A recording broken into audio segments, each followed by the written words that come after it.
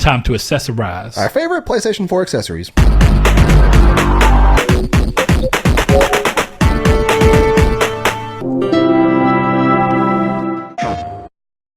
Hello and welcome to Triangle Square, the PlayStation podcast. I'm your host, Brett Beck, and alongside me, as always, Mr. Sawbridge is bringing you guys lucky episode 124. Nope, 123. We literally just talked about it. I said 124, and I knew immediately I was wrong. Those are my favorite moments of the whole show. How many times you've looked me dead in the eye prior to recording and said 123 or something to that extent, just for it to end up going? Yeah, nope, yep. And it's sad too. Like, we easily can keep track of what episode's what, not only just by looking, but by knowing that if it's an odd number, you do the thumbnail, and if it's an even number, I do the thumbnail. Yep. So crazy. I think I just messed my glasses up. Anyways, who are we? We are Triangle Squared, a PlayStation-oriented podcast, as we will say. But we talk about everybody in the competition, how we think that what they do is good or bad in relation to whether we think PlayStation should take inspiration from that or whatever. But if you are not familiar with us, those are things we do, and you can find us in video format on YouTube every Monday, 10 a.m. PST, 12 p.m. CST. If you like what we're doing over there, main thing we like to do with this channel is just whatever it is we're talking about. If you have anything that you'd like to add in, we love to hear from you guys. But if you don't have a comment section to worry about because you want to listen to us instead of watch our ugly mugs, you can go over to podcast services and listen to us. And if you want to chime in on the show, you can do so by going over to our social media websites. God, I can't talk today. That is Twitter at Triangle SQRD. There is a Facebook group you can ask to join. It's called Facebook. It's called Triangle Squared, the PlayStation podcast. A Facebook I genuinely you can go can't to talk today. Facebook. It's a Facebook group called Facebook. Actually, does that exist? I'm sure there is. It's probably for admins only. I think it's probably the most obvious thing of someone going in and making Bookface a group. But, past that. If you want to chime in to the community's take, which is where we look at the last episode we did and come back around and ask our listeners for their opinions on things and kind of go over them in our community's take section, which we get into before we go through the rest of the show, then you can do that. And let's see, last but not least. I'm pinning a thought. Go ahead. Oh, is that how you pin a thought? Yeah. Finger to your head? Pull the pin out. Okay, yes, that's a good idea. Yeah. Does that hurt? I would probably have some kind of disease if it did. I'm just pressing my finger against my head. Okay. Anyway, if you want to find us over on Facebook, of course you can. Twitter you can. And if you want to support the show in any way, shape, or form, you can go over to patreon.com/Nartec. And of course you can join us in our day-to-day, moment-to-moment chat that we have fun in, which is our Discord. Link down in the description below. But let's see. Starting this thing off the right way, even though I've made a blubbering mess at the beginning. Saul, what have you been doing this week? What have you been playing? I'm going to pull that pin out real quick and then say that it's $1 million idea for somebody to start a website app called Bookface, in which you upload a picture of your face and people recommend you a book based on how you look. I mean, that's not a terrible idea. But you have to think that somebody would have been smart enough to buy the domain of Bookface. I'm sure they did. Because of the fact that it's so close to Facebook. Somebody once said that for every single letter in the American dictionary, somebody has a website domain with a lowercase I. So, like, iBook is domained by somebody. Like, they're all owned. That way they can squat on those domains for Apple. Absolutely. So then, and the Apple thing is they're so cheap to just get and maintain. It's like $7 a year to own a domain. Yeah, the off chance that Apple comes in and goes, hey, we really want that, and you just go. Well, apparently you can't just sell it like that. Apparently they can take that away from you, even if you own the domain, because the lowercase I with a name after it is too much like their likeness. It's from what I've heard. Really? Yeah, I don't know how true that is, but that's what I've heard.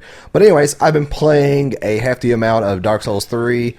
I did jump back into Destiny 2 just a small bit, just to check out this event, and I'm going to play tonight. We're going to be raiding, hopefully.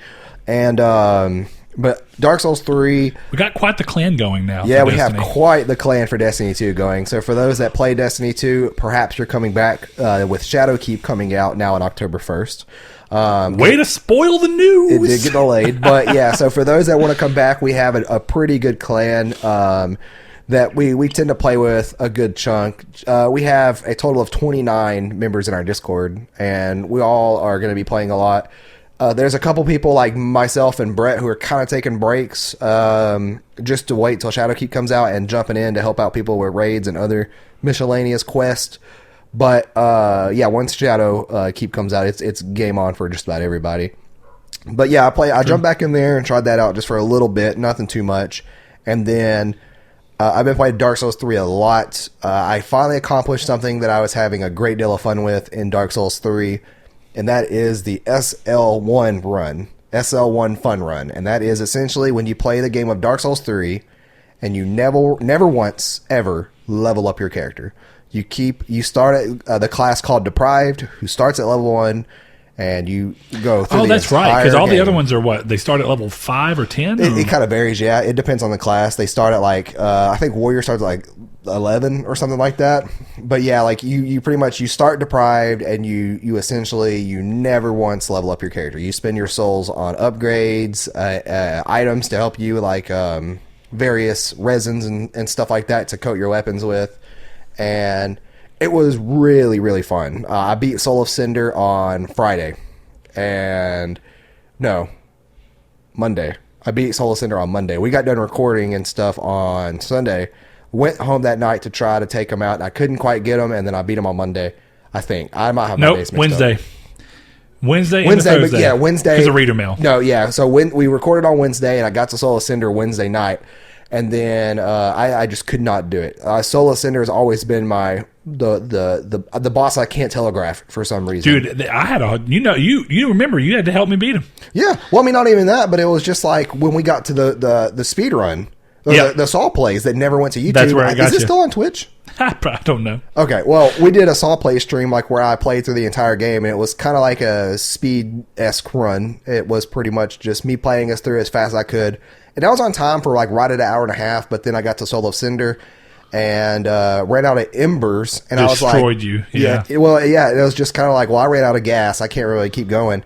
Turns out I could beat him on level 1, so I probably could have kept going. It would have taken the fun out of a speed run, essentially. It would have probably been at 2 hours. No, then you get the frustration telegraph. Like, people can see your frustration, and then it makes it more fun. Well, that's why, like, even Corey said I should bring back Saw plays. I should have done that for Saw plays, and I actually agree with that. I know that the thought process, at least on your mind, was somewhere in the mind of people may not want to watch that, but I actually think with those types of games, it's what people like about it. Maybe, yeah. Like, I will say that, like, I really did have probably 50 attempts on Soul of Cinder alone. So that's a lot of watching me just run up. Like, it's a lot of... Now, you could cut the 50 attempts on the one boss down. I wouldn't want to do that, though. I would want to keep it all together so you could see, like, commentary during it. Because eventually it does come down to, like, I now know that boss... Give you a good donkey moment where you just cut to dying over and over and over again? Well, and I know the boss like the back of my hand now, so I actually have learned to telegraph him through so much trial and error. That is the only Souls boss ever to do that to me, except one other, and that's Bed of Chaos in Dark Souls 1. And that's just because Bed of Chaos is this is a PG show. This is a family friendly show. Yeah, this is he's a dirty word. But I like how you named when you started it off. It sounded like you were going to sit there and rename you're like my Dark Souls 3 SL1 fun run. I expect you to be like Race for the Cure. Michael Scott. Yeah. But yeah, like, so what I plan on doing is, apparently it's easier in Dark Souls 1 to do it, but I don't have a ton of experience with Dark Souls 1 in terms of stuff like that. I pretty much... there's 2 builds in Dark Souls 1 that I know how to run perfectly, and that's a cleric using miracles and a pyromancer. So I plan on probably doing a pyromancer, and I looked into it for just a bit to kind of see if it's like what it's doable with. Turns out it has to be pyromancer, because pyromancer is the only class in that game that starts at level 1. Yeah. So I'm already on the right track with one of my very known classes that I know like the back of my hand. So it's one of those things that's like, okay, I'm going to kind of mentally make a guide out for myself and write it out on what I want to do, and then kind of just do that. And I'm just going to, like, the first time I go through it, I'll be doing it for the Saw plays. So I'm going to try to start that tomorrow. It might be... I'm going to start recording tomorrow. What I'm going to try to do with that is I'm going to try to record it all in one day, and then I'm going to air that. Instead of Saw plays happening once a week, I'll just air it up like maybe Tuesday, Wednesday, Thursday, Friday, whatever. However, yeah, daily, bring it up to... It just depends on if I sizable episodes. It'd probably be good, because of the YouTube algorithm, and then we'll get off of all this weird talk, I guess, but is that, you probably want to keep it somewhere in the ballpark of 20 to 30 minutes an episode. Oh, it'll be longer episodes. It'll probably be like Saul Plays was, which was 20 to 30. I think one was 40 minutes, I think. But yeah, so you guys kind of keep an eye peeled for that. I'm not going to make any promises that that's going to happen just due to the nature of work and stuff. But Saul did take the capture card with him, so there's a step in the right direction. I did steal my capture card back from Brett, so hopefully we can get your capture card back from me. Yeah, so hopefully we can get it all done. But Brett, what have you been playing? Almost exclusively Bloodstained. It's so good. Get that leg cramp? Get a leg cramp. Hurts. But yeah, almost exclusively Bloodstained. It's so good. Now, we had a conversation in the Discord about, the state of video listeners just delight in this. So I'll just stare at the camera the whole time intently. Anyway, there was some talk in the Discord about, Bloodstained and kind of where it stands versus things like Hollow Knight and whether Hollow Knight's better. And of course, that's all opinion. But I do kind of lean on the thing of, I think Hollow Knight's got originality going for it, whereas Bloodstained is very much tied into the idea of being and Iga or whatever, however you say his name. That's how I say it. So, but it's like it's wanted to go after that traditional Castlevania Symphony of the Night that everyone wants. And now there's a great part to that. For people who've always wanted more of that and haven't really felt like they've gotten it much in years, this is it. But by nature of feeling so much like something else that you've played, while still having a couple of cards up its sleeve, it does have a little bit of an effect of being like, well, it's just really hitting nostalgia in a real way, but it loses the unique factor that I think... Like Castlevania nostalgia? Yeah, and there's two things, right? The first thing about Bloodstained to me is that it's trying so hard to be Castlevania, but also trying to be a somewhat modern game with 3D visuals. But because of the fact that the game was kickstarted and trying to do a bunch of different things, they didn't really focus on visuals a lot, which is fine. I don't expect that. But by nature of it, the game in a few spots does kind of look lesser because of it being a 3D game, whereas Hollow Knight being essentially a 2D game with an art style that leans into the fact that a small studio did it, but the art style works and kind of fits into the charm of the project. It just looks like a lot of the decisions made behind Hollow Knight were like, these are the limitations that we're going to face with being a small studio and not having a dedicated art director, and these are things to try and do something more robust, like a full 3D world. So instead, we're going to lean into it and make our art reflect the limitations that we had, which I think is one of the greatest things that game design's about, is taking the limitations that you can't get around, be it because of money, budget, tech, or just inexperience, and then leaning into it and go, we're going to make our art reflect that in a way that ends up being a strength to it. And I think Hollow Knight's really charming and original art style looks beautiful to the game. It looks well done and intent. Like, it looks like it was done with intent, and I think it was, even if that intent came from inexperience or whatever it is that they couldn't get around for that limitation. So yeah, great game, love it to death. Makes me kind of want to go back and play Hollow Knight, but I'm also trying not to Metroidvania myself out. It's possible. It is incredibly possible, because here's the other thing. On top of that, I'm also playing, whenever I go into my room every night for the most part, I'll watch, something. Been watching some Black Mirror. If I'm watching Black Mirror, I try not to play games because it's something I want to pay attention to. What do you think of it so far? Pretty good. Yeah. I've watched 5 episodes, and of the 5, the third episode, which is the one called and I don't know why it's called the National Anthem. I'm not going to know these by name. I know, but I can explain it to you very loosely, and it'll be enough for you to know. A guy kidnaps a princess and has a guy with a crazy demand, and I just don't... The whole episode felt like it was just... Now I'm confused. Was it because of evidence? No, there's a pig involved. Yeah, that's the weirdest episode. I, for some reason, keep thinking that's episode 1. It's episode 2, 3. Okay, I for some reason always think that's episode 1. And I don't get it. Like, there's nothing about... Like, it was, I guess, interesting to watch, but I felt like it had no message. Outside of maybe, be careful, this is something that could just... The whole show is kind of like a... Technology can go out, but this is not a TV show podcast. This is a game podcast. This is the off-topic variety. People know this. What we've been playing, what we've been up to. But yeah, so I'm enjoying it so far. I'm going to keep watching it. The episode that had Daniel Kaluuya, or whatever his name is, the guy from Get Out. I love him. It was everything I've seen him in, he's great. And it was the episode with like the 5 million credit or whatever it's called. I enjoyed that episode a lot. And I kind of actually like it. I felt like it had more of a resolve and a message. Is that the one in the prison? It's the one where it's kind of like meant to be like a modern slavery, but it's like people have to run on pedal boards. Yeah, that's what I mean. Are they in prison? No. Oh, okay. No, it's just like locked up and... No, it's just like when you become of age, you move into that thing. Oh, okay. And, I don't know why unless you can earn your way out of it. Okay. It's pretty weird. But either way, whenever I'm watching TV, be it Scrubs or Hannah's been watching Parks and Rec, and I'll just kind of listen to that. And I've been playing SteamWorld Dig 2 again on Vita, and just gotta say I still love my Vita. But by nature of that being something that's more along the line of something like Motherload, Super Motherload, and really it's kind of like that, but you're just not in a ship, you're just a person. Spiritual successor, possibly. And it's kind of got, well, no, not really. I mean, they're all, Dig Dug is essentially, it's the same idea. Yeah. But by nature of that and the way they go about adding things in, like how you upgrade and stuff to make it feel more fleshed out than something like Dig Dug, ends up making it feel like it's got a little bit of a Metroidvania feel to it. Not completely, but because of the nature of being side-scroller, you already kind of get that feel. You're moving through the map back and forth. You can't go certain places until you get a certain ability that lets you dig further in because the rock is harder. Classify that it's got Metroidvania feels to it, yeah, but it's also kind of got like Minecraft Collect-a-thon feels and stuff. So, yeah, I would even say that I'm a little worried that I may Metroidvania myself out by... I'm at the very end of Bloodstained. I've been trophy grinding here and there. Liam, thank you for helping me out in the Discord. He got the platinum. He's been helping me with some of the smaller, easy trophies that I just hadn't bothered to look into yet, and he just gave me very quick ways to do them. So it just dawned on me that he has the platinum for Dark Souls 3. Yes, he does. He could drop me all the rings. Yep. That's the only trophy that I don't want to do.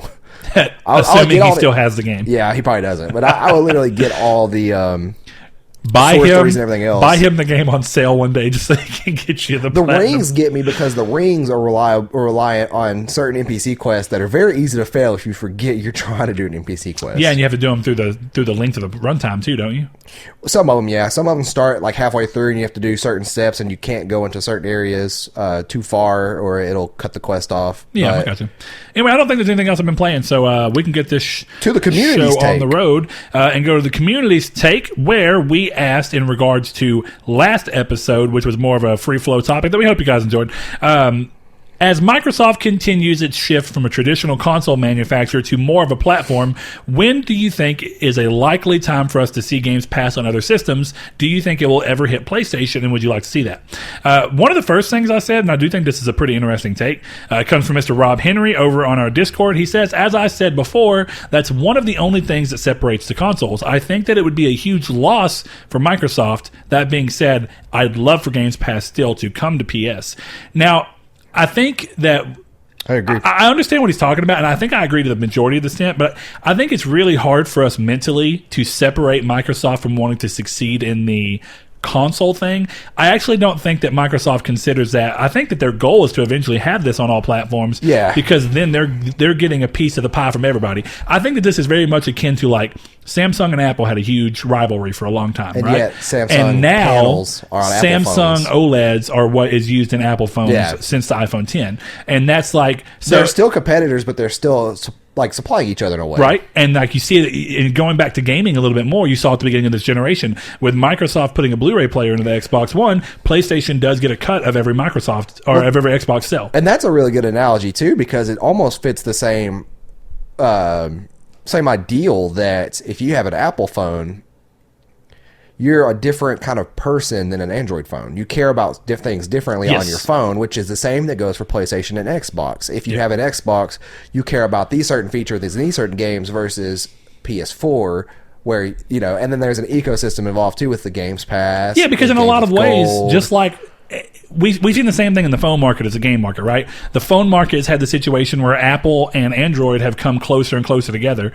Specifically, I'd say Samsung and Apple have come closer and closer together. But across the board it has, and we've seen the same thing happen here. Microsoft and Sony both started in very different positions. Android and Apple started in very different positions. But as they keep going, they start to borrow ideas from each other and kind of take their own idea on it, but it gives them closer and closer to a thing where there's only a few things that really differentiate the two platforms, but they're things that people seem to live or die on. Right. And that comes down to we're at a point where just like most apps exist on both platforms. Yeah, and most games exist on both platforms, but there's always going to be exclusives. And with the ecosystem too, it's hard to pull yourself out of once you get in a good one. Yep. Or one that you like. Yeah. So, but that's my thing is, I guess going back to Rob, your statement, the only thing I'd say is I don't think that Microsoft sees it as a loss, because their goal to I think us outward looking in looks like their goal is to be on every system. Yeah. And that doesn't mean that they want to completely move away from it, but this is actually going to go into what LTB was thinking about, if I'm remembering it right. LTB says, I think Microsoft are diversifying their gaming division to provide access across the board, which that's what I thought. It's exactly where I'm going with this, is that They have been open about sending their services to competitive platforms. It's a very good way to keep up their gaming division, to keep their gaming division viable, and that is less likely to succumb to market pressure. And I agree. The easiest way for them to survive in a market that seems to be being dominated right now by Switch and PlayStation, unless Sony takes a huge backstep like they did with the PS3, seems unlikely that it would be that big, but it's possible. Jim Ryan. So we'll see. If there's a person, I'm just saying. I don't know, man. He says a lot of dumb things, but I have not seen him actually make a actual step. I've never seen anything come from him decision wise yet. That's what I'm hoping. But it's hard, right? Because like Don Matrick said the dumb, like that's why we have the 360. Don Matrick was the same thing. He's a terrible person. And then now we have Phil Spencer, who's like the golden age of Xbox, as we discussed last episode, in terms of like their director. Well, in terms of keeping them, exactly what Habib just said, keeping them, the gaming division, viable. And the only way you do that is buy companies like Mojang or however you say that. And Mojang. I don't know how you say it. I think it's Mojang. I don't know, but Minecraft company, and keep the game multi-platform because it's a money cow. I mean, it's what you want it for. It's cash cow. Especially now it's come back. Do the same thing by buying these platforms and then letting their games and their publishing agreements go through and saying, "Hey, Hellblade exists on all these things. We're going to keep releasing Hellblade on everything." We just bought Double Fine, and we're going to let Double Fine go ahead and do all their things they already did because this game is already planned to be on all consoles with Psychonauts 2. So when you look at that, I agree. It comes down to what can Microsoft do to keep themselves, and 40 million consoles is nothing to scoff at all. Isn't Double Fine a chain of restaurants too? Like Mighty Fine burgers and fries. That's what I was like. Wait a second. Yeah, but I'm not aware of that. So has Microsoft ever offered for Games Pass to be on PlayStation officially? Not that I've seen, but there was that talk, and apparently there was some kind of. I think Phil made a passive tweet or something. Well, the Xbox tweet or Twitter said if they would have us. I don't know about that, but there has at least been this thing where Phil somewhat corroborated Callin's rumor that he heard from an industry friend of his that there was a point in time where Halo was going to be on PlayStation, and Phil kind of corroborated what sounds like that actually was close to happening. Yeah, but then both parties kind of decided against it. Dude, if I could get Halo on PlayStation, what it means is that if Microsoft is open enough throughout this generation, when they are more of an actual competitor, as they transition to being somebody who can be on all, but if they were open enough this generation to even talk about Halo being on PlayStation, that means their biggest concern is not worrying about Xbox as an individual platform and worrying about it as something that can exist as a platform across all of the content or all the electronics out there. Well, seems smart. Speaking of games that we were talking about in the reader mail, that Felipe asked us, the games that would feel weird with different controllers, Halo on a PlayStation controller would be, and PlayStation prompts would be very weird. Weird to you? But we got one more that we're going to bring up. Speaking of Felipe, you didn't let me go through my segue. Oh, sorry, go ahead. Yeah, go ahead. He says on Twitter, while I think exclusives breed competition that makes better games, it also keeps games from the left out groups. Timed exclusives sound better to me. I see PlayStation being stingy for a few more years. Hopefully they jump on the crossplay train before they get ran. I think I know what he means. I think ran over. Or before they get ran off, I think before they potentially lose even more PR. Outside of what he means there, the majority of his thing, I understand where he's coming from. I don't know that I agree. I do agree with the first sentence for sure. Exclusives breed competition. The second and obviously PlayStation is incredibly. They keep talking about how exclusives to them are more important than ever. The second sentence though is something I'm curious about with them being stingy, because I could still see them being stingy early into the PlayStation 5's life cycle. Because what does stingy mean? Well, that's not wanting to. Timed exclusives is weird. We kind of skipped over that, but I want to make sure because it may go into that, right? Because stingy comes into the idea of timed exclusives to an extent. If we're going to really try and put that onto a gaming company, you have moments where a game that's always been somewhat synonymous with PlayStation in the way of Tomb Raider suddenly gets a year timed exclusivity on Xbox, and Games Pass which deals. Seems incredibly odd. Yeah. Now the Games Pass deal, that's nothing. That's just it's a free game. Well, yeah, but I mean, it's free as much as PS Plus games are free, right? Yeah, you but still, pay for them at launch, free. But still, but when you're coming around that, it still comes to the idea of there was a game that would be as weird as it would be for Microsoft to go to Square Enix and behind our back say that they were going to give it happened on PlayStation side. I'm not saying that it's not an issue on both sides, but when you look at a series that's always been somewhat synonymous with a brand, that would be like if Metal Gear Solid, whenever 5 was coming and going to be the first time it was on that console, on an Xbox console outside of the collection that finally hit 360, is that what if Metal Gear Solid 5 would have had a year exclusivity to Xbox? It would have seemed weird because it's not normal. It's like that would have been really weird. A lot of people view Metal Gear Solid as a PlayStation property de facto just because of the fact that the game was actually an exclusive third party exclusive for a long time.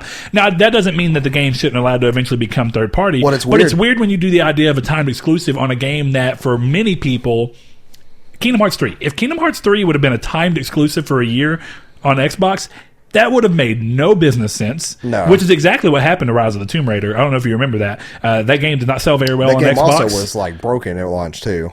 Well, I played it on PC, no problems. Really? Yeah, and now PC came about a month or two after the Xbox One version did. So it might have been ironed out. And it was also a 360 game. I don't know if you remember that. Really? Was it? Yeah, it was cross-gen. I heard really like lackluster. I do remember you playing that on PC back then. Yeah. But it ran fine, worked fine. I heard there was a lot of problems with that game at launch. So I don't know if that fits into like a month later or if it's a console-only thing. Yeah.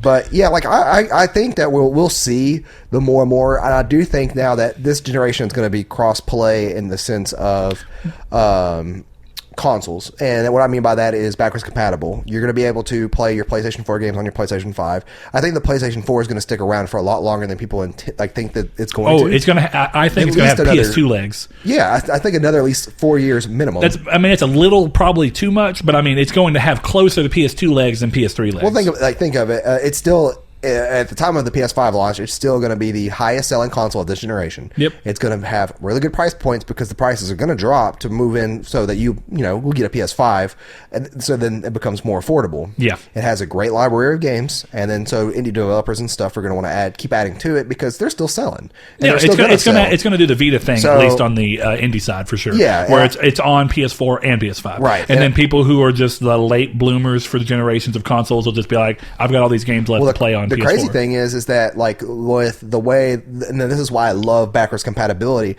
is that you don't feel pressure to buy the PS5 when it comes out. You can still keep racking up PS4 games and then know that, hey, in 2 years, after the PS5's out and there's a sale on it, I can pick it up and play these games on it, and it works perfect. Well, it works both ways, right? It gives you more of if you're somebody who wants to make the jump but don't want to leave behind the potential for games. Yeah, you could just sell that PS4. Like that's what I would do. I would sell my PS4 Pro. Perfect examples like Drakengard 3. Drakengard 3 came out once the PlayStation 4 was already released, or at least right beforehand. Oh, okay. I thought I want to say Drakengard was PS3.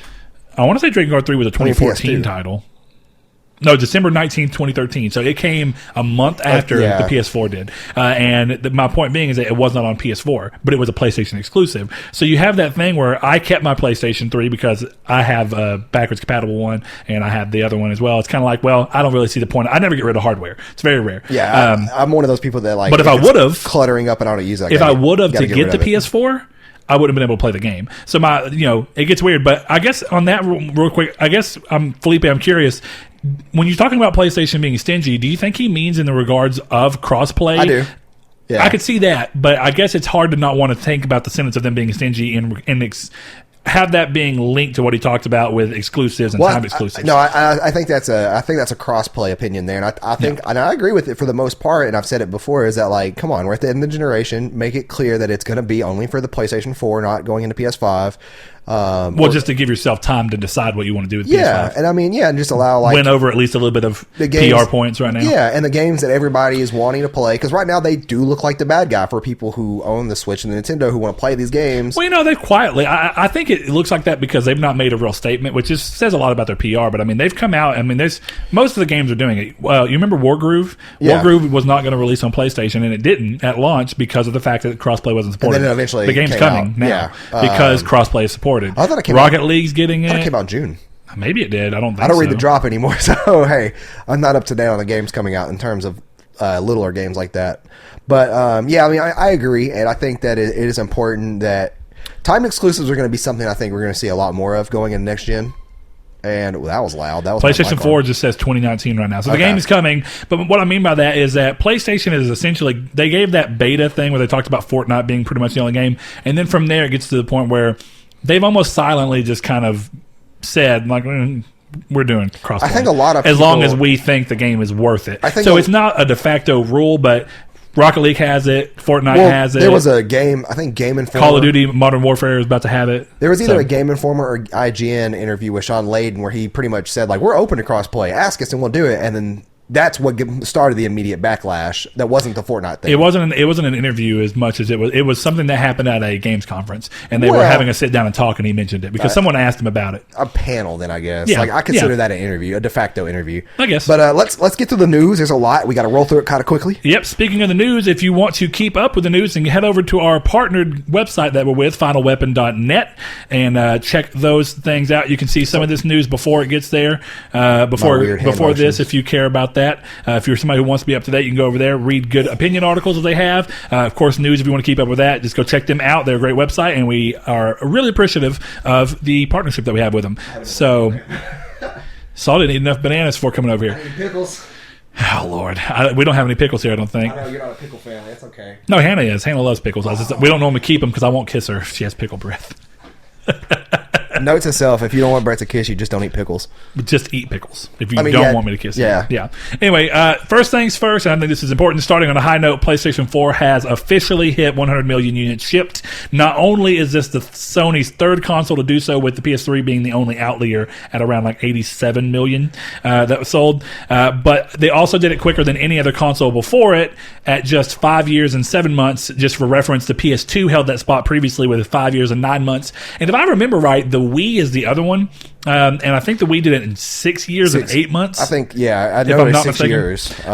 So yeah, pretty that quickly. Thing had a killer life.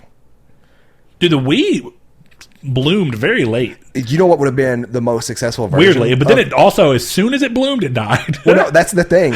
They came out with the Wii Mini. It was the little red and black one that removed GameCube backwards compatibility. Yes, dude. If that would have kept GameCube, dude, it would still be selling to this day. And it was very cheap. So yeah, $100. Yeah. And that was at launch. That came with Mario Kart and a motion wheel, and then it dropped to like $50 at Target. I remember seeing it clearance out at Target for $50. All right. Next thing up, Dragon Ball FighterZ continues to add characters with Janemba and Gogeta, Super Saiyan God, Super Saiyan.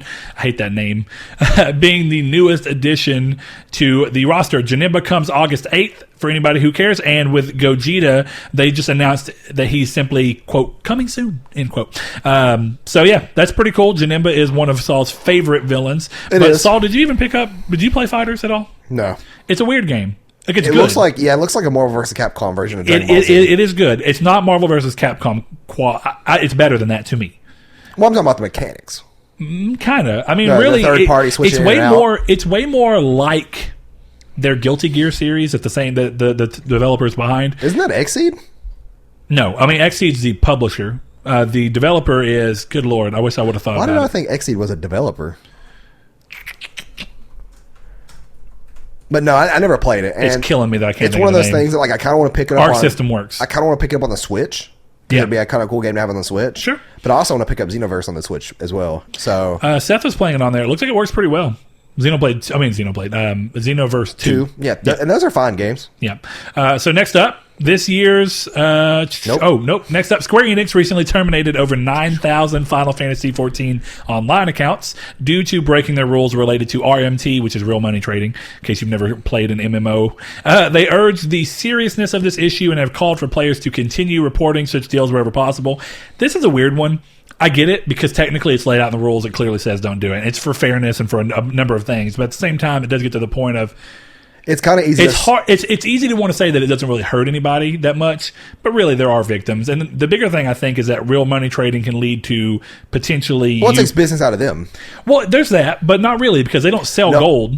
Well, no, you can go and buy stuff on their website through MogStation, like dyes and stuff, and then sell those in the marketplace. And then you can just put an ad up and say, hey, black dyes, $10 instead of you having to buy 20 or for $20. Yeah, no, I get you. There's a easy. level of that, but a lot of this comes down to people who are buying gil. Well, and also that's one of the most common things in MMOs. Yeah, is people who buy the form of currency in the game. I can't tell you how many players that I have blocked because they have a message system on the bottom right hand of the screen that shows the world chat, and every now and then you'll get added or whispered or tailed. I think is what it's called, is tailed, and then it'll go like.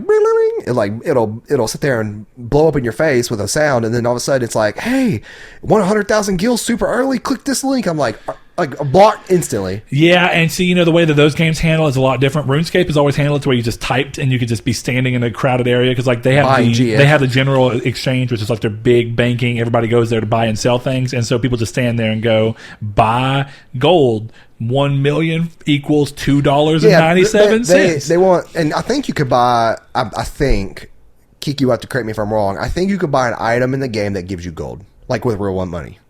I would be really surprised. Most games don't do that. I think like there's something now. Games will sometimes. RuneScape for a small period of time had a system where you could buy tickets to do spins, and you get a free spin every time you logged in. And the spins would give you. Sometimes you'd land on gold, but it's very rare. And you could buy spins. So technically, you had a chance of winning gold by buying a spin. But it was kind of like, and they took it out of the game because there was a lot of backlash. This was back in probably 2010, maybe 2011.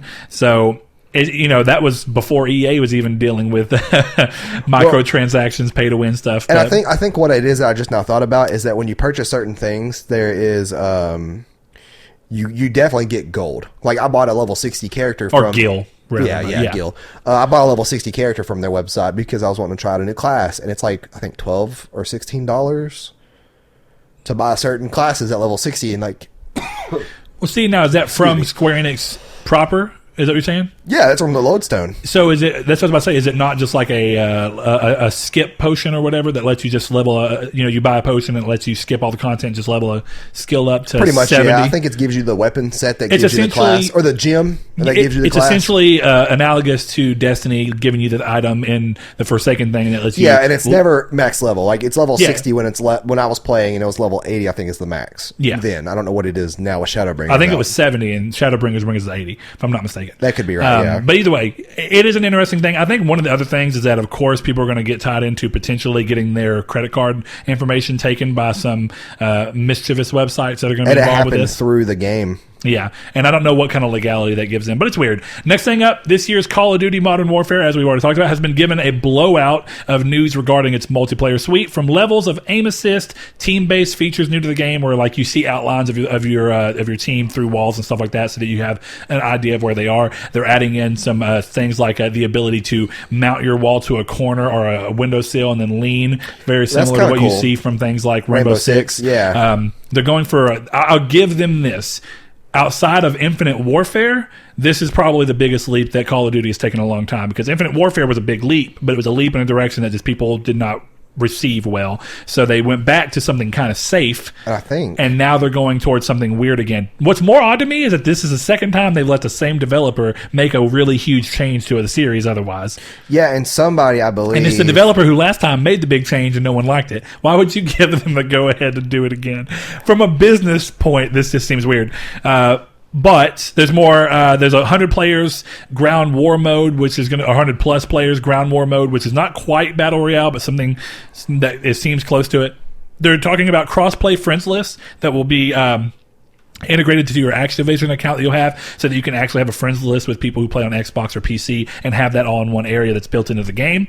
And most importantly, how crossplay will work within the game. So the game will divide lobbies based off of input peripherals, so that controllers, say, are paired with other people playing on controllers, and then mouse and keyboard are also paired with more mouse and keyboard. Now, because of that, so that people can't game this system, the game has it set up to where you are unable to change your input peripheral device midway through a match. So I think that's actually great. That's smart thinking of ways that people will obviously try and abuse the system, and keeps you from having to eat crow after a game launches and do a quick fix with something as simple as this.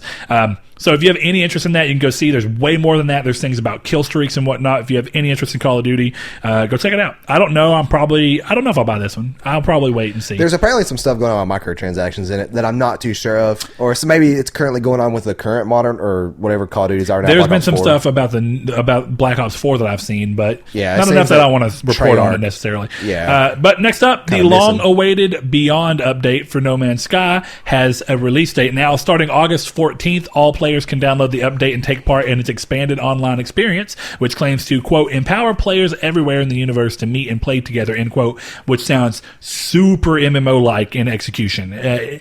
We don't know yet, but that seems like you will have essentially instances. Everyone exists in a world together, but then the game will take take a certain group of you number wise and put you in an instance, and then you'll all see each other. And then if you wanted to party with a friend, you invite them, and then you join instances with them, and then you still see everybody else, but all it does is pull one of you or the other to that instance. Right. Very similar to what Destiny does and a lot of the MMOs do. If that's what this is, that's amazing. Yes. And what I love past that, there is, of course, the ability to play the entire game in virtual reality, and they mean the entire game. You can... Just say VR. Oh, yeah, sorry, VR. Just say VR. It doesn't matter, but virtual reality is That's what it is. That's like an 80s term at this point. Virtual reality. Remember the Virtual Boy? The least Yucky. Virtual reality thing in the world. Yeah. But no, you'll be able to do that. They were talking about things like where you can actually like pull your multi-tool out and then like switch it with motion controls and stuff. You can go up to people and high five I them. bet that game would be really cool on Oculus Quest. Oh, dude. I don't know how it would work. Actually, I'm pretty sure that game would be impossible to play on Oculus Quest. You think so? Mainly because of how involved all the online systems are in it. I don't think the game would be able to naturally You can play multiplayer games online. No, you on the can, Quest. but that's a whole different style of game. And Maybe. it's pretty massive. You're loading in a lot of textures constantly. I just feel like it would be really hard to do on the Quest specifically because it's not tied to anything else. Yeah, but not being tied to anything would be really cool. Oh, yeah. Fully It would. No, it wireless. would. I just don't know how it would work on a technical level. You'll never see me again if a game can nail that. Elder Scrolls 7, 9, whatever it will be. But they're talking about being able to high five people who are in virtual reality too, and like point and wave at cool. them. And I was like, that's pretty cool. You As can long apparently use the motion control to act as a joystick. So, like, let's say if I was playing That's pretty cool too. with PlayStation VR.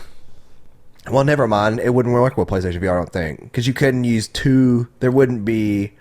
Maybe, I guess, with the move. Like, could you move two arms at once? Yes. So can I, like, be playing and then see somebody out in the distance just run around with their arms flailing, running away from something? Oh, that'd be hilarious. Essentially, it should. I mean, we don't know for sure, but with the way they're talking about it, that seems completely Looking forward to see it, though. Because if you can go through if you can high five somebody, that means you have to have individual hand control, right? We'll see more as it gets Yeah, closer. it could be an emote style thing like Destiny does, though. No, it says like you physically can do it because you can only do it with other people who have VR. You cannot do it with people who do not. What I'm saying is, it's like you have to do a certain motion like this, like a upward movement, and you're not quite hitting them, but then that triggers an animation. Maybe, but then why wouldn't you just have that ability to do it with the I don't DualShock 4 know. without I'm VR? speculating. You're right. I'm curious. Anyway, there's more that they are waiting to talk about as we inch closer to the release. From what I've seen, they still haven't talked about the third major feature that it's part of Beyond. So, I mean, that seems like before it comes out in about 2 weeks. If you die in the game, you die in real life. This is the start. The true virtual reality of it all. Good Lord. China Joy 2019 just came and went with Sony showing a lot at the show. As it continues to partner with local Chinese developers in an effort to penetrate the market there. The show saw updates to titles that we've already seen last year, like Anno Mutationum, Fist, which is, if I remember right, it's F-I-S-T with periods in between them. It's essentially a working title. Evo Tinction, the weirdest name in the world. And more, as well as Sony announcing PlayStation releases of Breath of the Wild-inspired game Genshin Impact, which was already shown off to be a mobile title and on PC as well, if I'm not mistaken. Yucky. A new action RPG called AI Limit. Dude, you need to watch this gameplay trailer. It looks pretty cool. It's just something that's still in the working points, but it looks very inspired by Nier, and they've said the game will have multiple endings, as long as much more. If you want a deeper look at any of these games, go check out the trailers and more, as some of these games are due out this year for China, so it's unlikely that we'll see them over, any type of localized by the end of the year, and some of the games are planned for next year, but these are things that are on the horizon. Speaking of Japanese-based games, Bandai Namco and From Software's Elden Ring, first showing off with a cryptic teaser during Microsoft's E3. Very similar to how they handled Sekiro. Yep.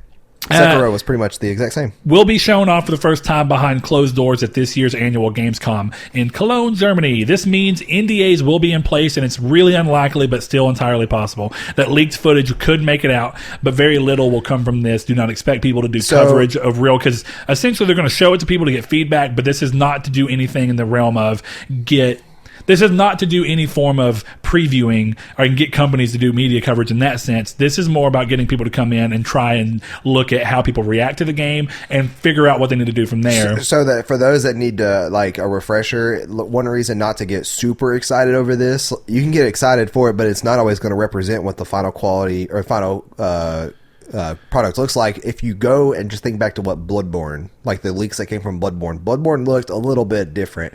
Bloodborne looked way much more of a Victorian werewolf game than it did at the release. And there's even some of the gameplay aspects of it too. Like there's gameplay videos of it that was behind closed doors with areas we never saw.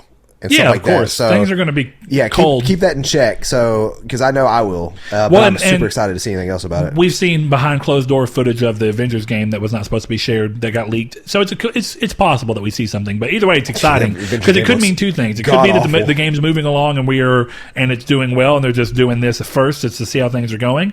And we already know that as far as From Software are concerned, they do not care much to talk about games, definitely in recent years, until they're getting really close to release. They did the same thing with Sekiro. They did that cryptic teaser, and then they didn't really talk about it again until it was ready to show the game. Yeah. And then from there, it was like, I don't think we have a release date, we know everything that's going on. I don't think they had closed doors behind that, though. They I don't think had they closed doors for gameplay after. Yes. But in between those two teaser versus the trailer. Where this one's a little different. All we have is a weird teaser. It makes me excited. Yeah, it's pretty There's interesting. a lot of rumors floating around about how it fits in the Dark Souls series, which obviously it doesn't, but it's really cool to listen to. But every game that comes from From Software has to be part of the Dark Souls. Well, there's a guy in Bloodborne that's a samurai that looks very, very similar to Wolf. I know. We've talked about it. There's literally a hunter in Dark Souls 1. Dark Souls 3. Dark Souls 1. Really? Yeah, there's one in Dark Souls 3, too. He's in the DLC that I never knew about. Chester, I think is his name. I never played the DLC for that game. Yeah, I didn't play the DLC for any of the games. Me neither. As much as I love Dark Souls and Bloodborne, I've never set foot in any of the DLC. Any of it. Yeah. Next up, the creator of the Cyberpunk universe, Mike Pondsmith. Anyway, the universe that CD Projekt's Red upcoming 2077 takes place in will have a role in the game, according to the man himself. So I find that pretty interesting. The game has been getting a lot of, I'm not going to say flack, it's hard to say. The game has gotten very mixed media coverage and people talking about it in terms of, there's been people in the, damn, that is cool. Back to Dark Souls 1. Weird. But anyway, the game has gotten a lot of controversy built up around it, some of which actually most of which I don't completely agree with myself, because I don't feel like we know much about the context of how these things are going, and I feel like people go up in arms really quickly about things that they see, though they don't understand how they play into the narrative or how they play into anything. And then the bigger question of, for some reason, it's impossible for a game to have a screwed up world, and it's like, well, that should be the case. I mean, you play through these situations because it's the art, it's the story they're trying to tell. It takes place in a crazy world. But either way, I find that cool, and I think it may alleviate some people's concerns that the creator who's in it, or the creator is going to be in it. So it kind of it should smooth some things out, but we'll see. Either way, it's cool. I mean, if I made something and it was getting turned into a huge game by a huge developer, I'd want to be in it myself. Yeah. So... next up, after some rocky months, the PS Plus free games lineup for August looks to hopefully satiate the feelings of a lack of compelling games from the service, with Wipeout Omega Collection and Sniper Elite 4 being the titles for this month. Although not a dedicated VR game, just in case you have a VR, Wipeout does include a fully functional VR mode that you can play and race and do other stuff in. It's pretty cool. I have the game already. I'm not upset. It's actually a cool game to see. The games will be available the day this episode goes live, which is Monday the 5th. Go ahead and check those out and grab them if you have any interest and if you use PS Plus. Next thing on the list, though, Sony's... Oh, actually, before we go there, Saul, I am curious. You've been one of the biggest people I know, obviously, just in our own group of people, that has had a lot to say about PS Plus. How do you feel this compares to the recent months? It's a pretty cool month. I like Ridge Racer. Ridge Racer! I like Wipeout. Yeah. So, well, and it's cool that you get a full game, and then in a way, you're almost getting 3 games, because you're also getting a game that fully works with VR. Yeah. So, and it's cool that while not a dedicated VR game, you are getting kind of a VR game this month, which is an interesting take. And a lot of people expected one VR game monthly to take the place of all the other the games that they removed. But and I played a sniper game on Xbox 360. Whatever one that would have been, it's old. There's multiple. Those are fun. So there's Sniper Elite. And that was on 360. Well, they're made by 2 different people, aren't they? And then there's... just called Sniper, I'm pretty sure. I think it's... hold on. But yeah, I love... Ghost Warrior. Sniper Ghost Warrior. Yeah, and I don't know... Sniper Elite. I don't know which series is better or whatever. It has the most fan reception. Yeah. But yeah, super fun. Okay. Next up, though, Sony's unique-looking Concrete Genie from developer Pixel Opus, which, if you remember, was the team behind Entwined, which was one of the first games that kind of started that released now things where they come out on stage, show a game, and then immediately say it's available for free, or it's available. And not only that, it was a PS Plus title, so if you had PS Plus, you could just download the game. Right. Pretty interesting. But they finally have a release date. The game will be available starting October 8th with an interesting pricing structure, as Sony has continued to play with all generation, of $30. The game features a VR mode, which should be a great inclusion. In case you're not familiar with the game or the name doesn't ring a bell, its subject matter includes a kid who can utilize drawings in his world to overcome challenges and different things. And I think that's cool. Even if the VR mode is just being able to do art on the walls, it's a cool inclusion. It would be cool if the game has a more robust VR mode. I don't expect too much of it, though. $30 is great, though. I like to see Sony doing this again, looking at a game and not saying that we have to put it to one of the industry standards of 20, 40, 60. They go, well, it's not quite a $20 game to us, but it's not quite a $40 game. What do we do? Well, let's see what it does at $30. $30, yeah. It's a good price point. I like that less rigid pricing has become a thing this generation. And Sony kind of started it last gen, but they've definitely championed it this generation. So that's great.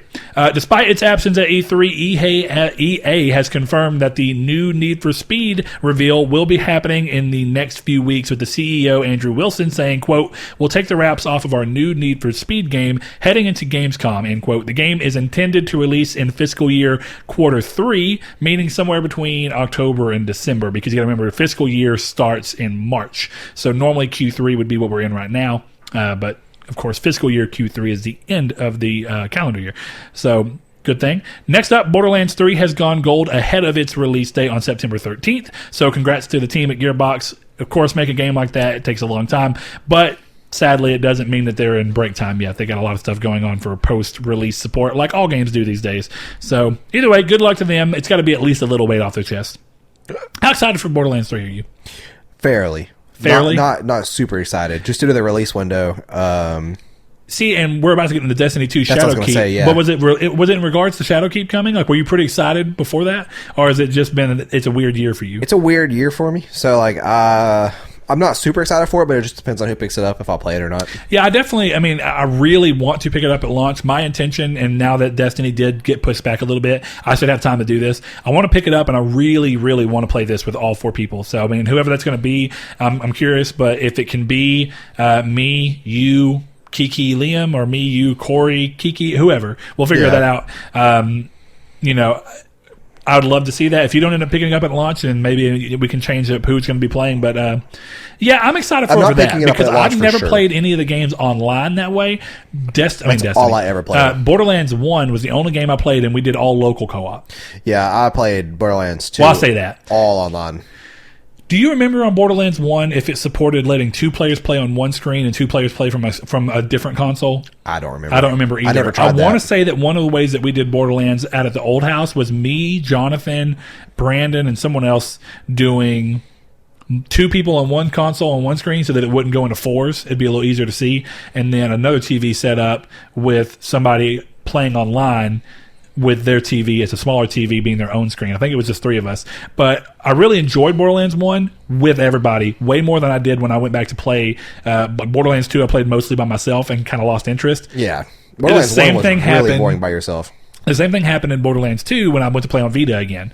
I was just like, it's really interesting that this game can run on Vita at all. But it's just not fun by But it's yourself. like, you lose interest really quickly because it's like part of the game. It's kind of like Destiny, if I'm being honest. You lose interest in Destiny unless there's other people playing with you to an extent. Yeah, for the most part. Yeah. Like, it's fun for a little while, and it's probably got longer legs than Borderlands. But either way, while we're on the topic of Destiny 2, Destiny 2 Shadowkeep expansion, as Saul's already said, was originally set for a September 17th release, which would have been pretty close to another looter shooter in Borderlands, but has been pushed back to allow time for more polish and fixes. The new date is October 5th, though cross-save is still planned to release later this summer, and Saul says he's seen a tweet from one of the developers that specifies by the end of the month. Deej did say this month, so in August we're beginning cross-saves is the plan. That might get moved back a little bit too, but either way, the plan for cross-save is for it to come out ahead of Shadowkeep, which is good. That's something that I think they needed to Let me get used to PC, then ease on into Shadowkeep, and that'll be perfect. Yeah, don't put all that out on the same day. Yeah, that's honestly, rough. if there was one feature that needed to be put out separately, it'd be cross-save. Yeah. But this also sees a delay of the free-to-play entry point that they were planning, which is Destiny 2 New Light.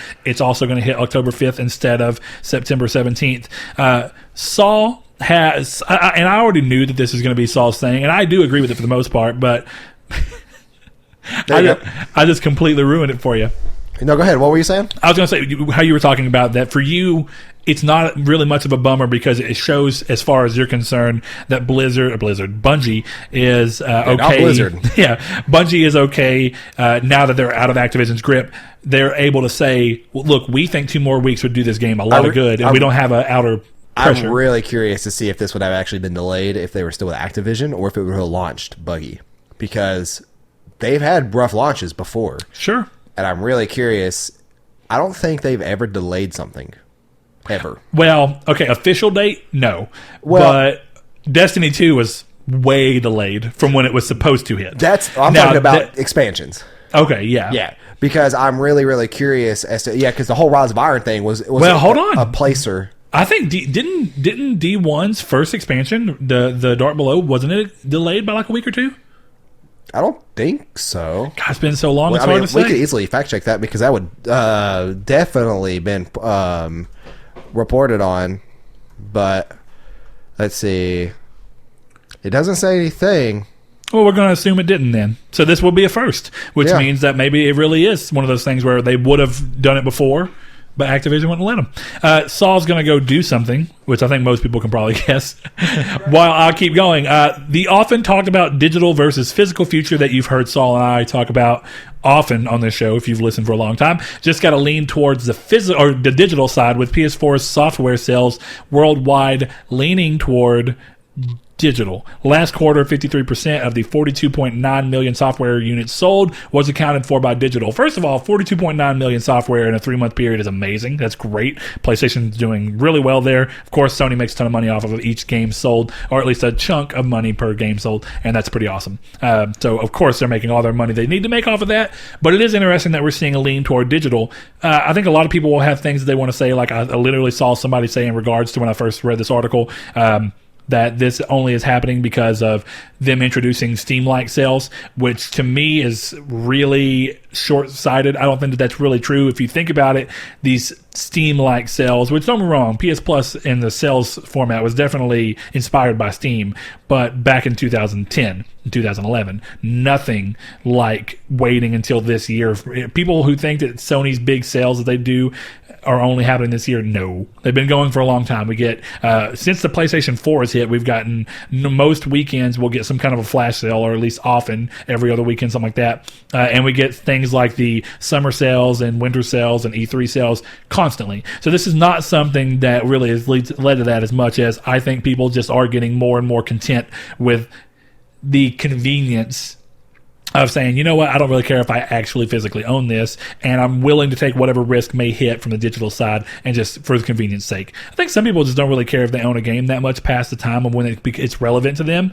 But I personally think, and I'm curious what Saul says when he gets back, I personally have an idea that there's going to be a large amount of people who are going to regret this, and a lot of them are people like Saul, in my opinion, who come from a standpoint of acting like they don't really care, that they don't physically own the game because it should always be there. But if these services ever do go offline and they don't have access to these games, and suddenly they're not able to have these digital licenses renewed, or the system that's on dies and there's no way to re-download these games, all that stuff, I think that there's going to be a point where these are people like Saul just shared a screenshot the other day of him coming home to his wife having bought a Nintendo 64 and a bunch of Nintendo 64 games. Well, if digital had persisted at that point, and if you look at what's going to happen in the future, if there's a great PS4 game that you're really nostalgic for 15 years from now, or 20 years from now, like we are from the Nintendo 64, it gets really hard to want to say that digital is the way to go. Just talking about digital sales going up. Yeah. So last quarter, 53% of the 42.9 million software units sold were accounted for by You're welcome, digital. Sony. That's all me.